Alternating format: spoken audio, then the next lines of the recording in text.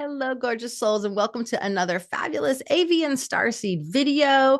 In this one, we're going to be talking about Phoenix Starseeds and Firebird souls. Super powerful. So I'm super excited to share this one with you.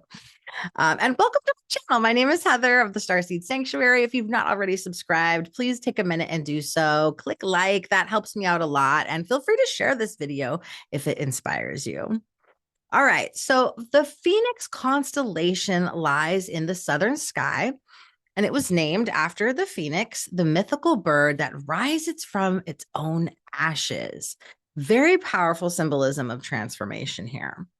And the Phoenix constellation is really easy for people to see if you're in Australia and South Africa during the southern hemisphere summer, but generally can't be observed by anyone living north of the 40th parallel. And it lies pretty low in the sky for observers north of the equator. Phoenix, Pavo, Tucana, and Grouse are collectively known as the southern birds and are located in the far southern sky and generally aren't seen from mid to high northern latitudes. We can still connect with them, though, through meditation, through frequency, through a multitude of other ways. All right, so Phoenix constellation is 37th in size. It has 5 stars with known planets, but no Mycier objects. The brightest star is Anka, Alpha Phoenicius, and there is one meteor shower associated with the constellation, the Phoeniciids, which occurs around December 5th every year, which I find fascinating because that's right around the time of the Antares Stargate alignment as well.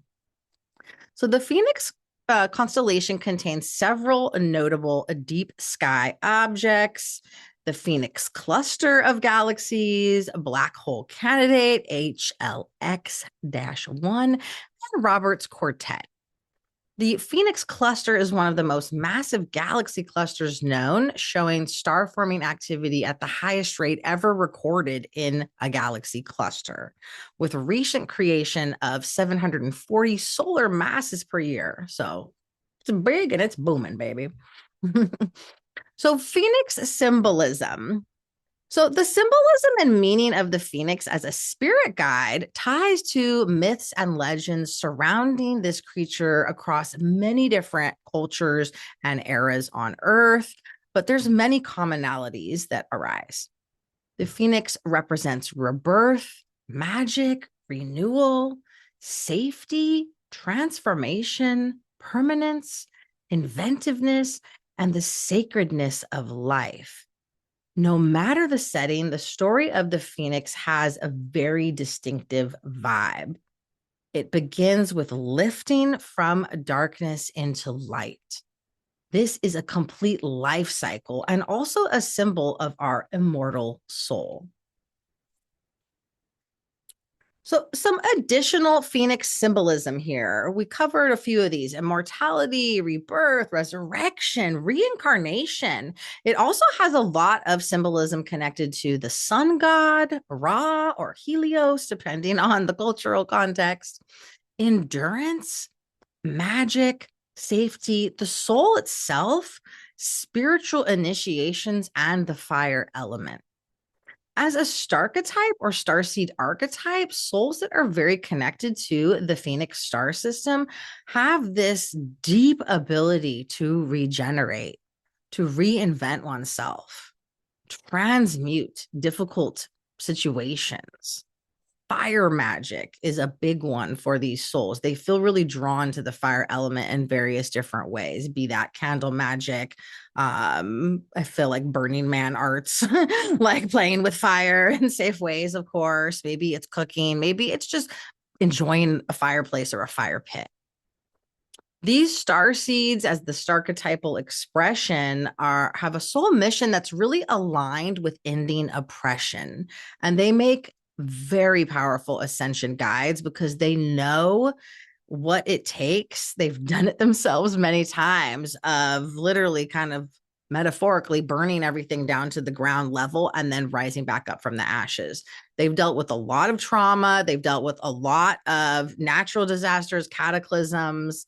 I mean, they're happening more and more in the hordes, right, on the earth realm as we're going through that difficult time where things are crumbling around us because they need to, because we have to pull ourselves back up from the ashes individually and collectively. So if you're going through something really difficult in your life right now, the Phoenix is a beautiful symbol for you to connect with, a beautiful galactic guide that can support you. Now, in dreams, if a phoenix or some symbolism connected to the phoenix pops up in the dream realm for you, that could mean a multitude of different things, including you're going through some type of big transformation or are just on the cusp of starting that. It could have to do with endings and beginnings. We can't have one without the other, right? It may signify the fear of death because the phoenix has to die in order to be reborn. And that can feel really scary. It feels like a very final ending of sorts, but every ending is also a new beginning. It's also a message to embrace who you are becoming, right? There are parts of us that have to die off in order to quantum leap, in order to timeline shift, in order to really step into our highest human self. And that doesn't come without pain, but it is a beautiful process. So those born with prominent connections to the Phoenix constellation in their birth chart, or the sign of the Firebird, right, generally share the following characteristics.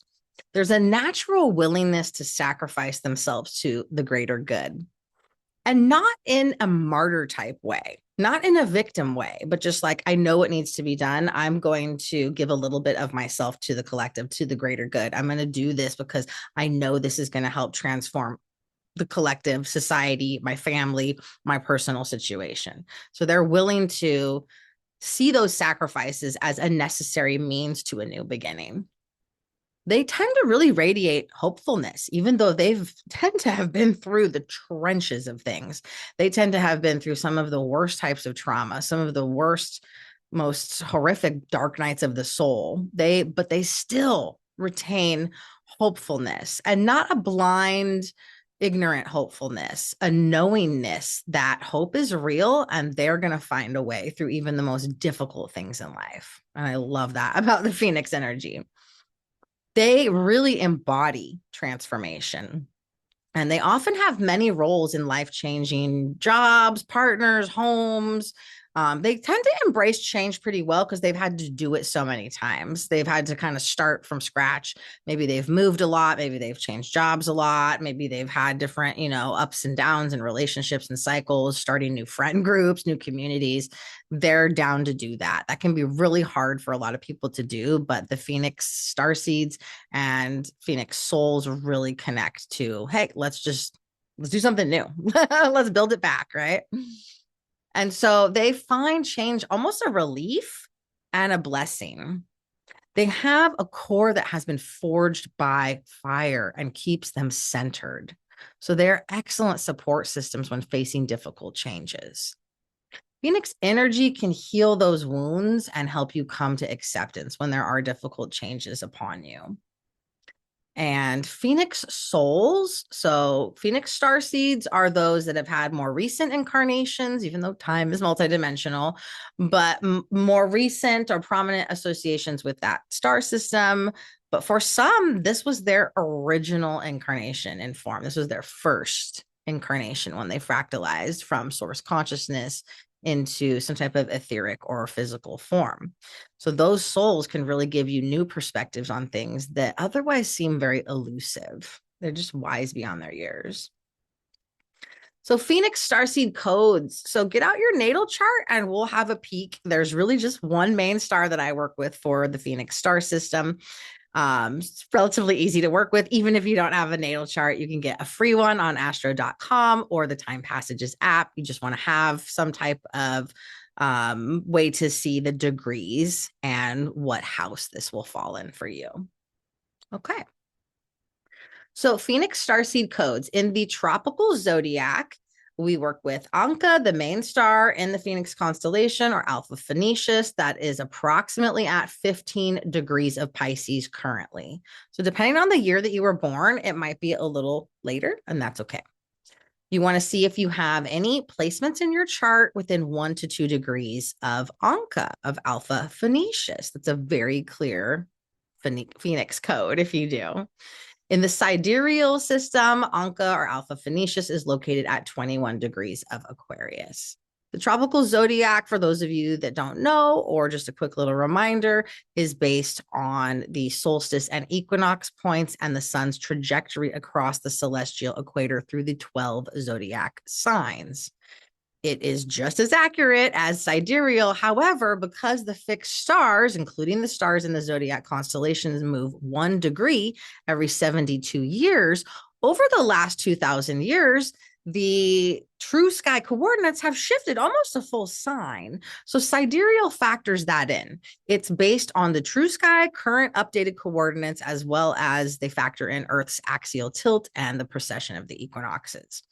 So you can kind of look at both for various different purposes. And the most simplistic explanation of this, tropical zodiac, a little bit more 3D coding, your current personality in the 3D, a little bit about what those life experiences are going to be like for you.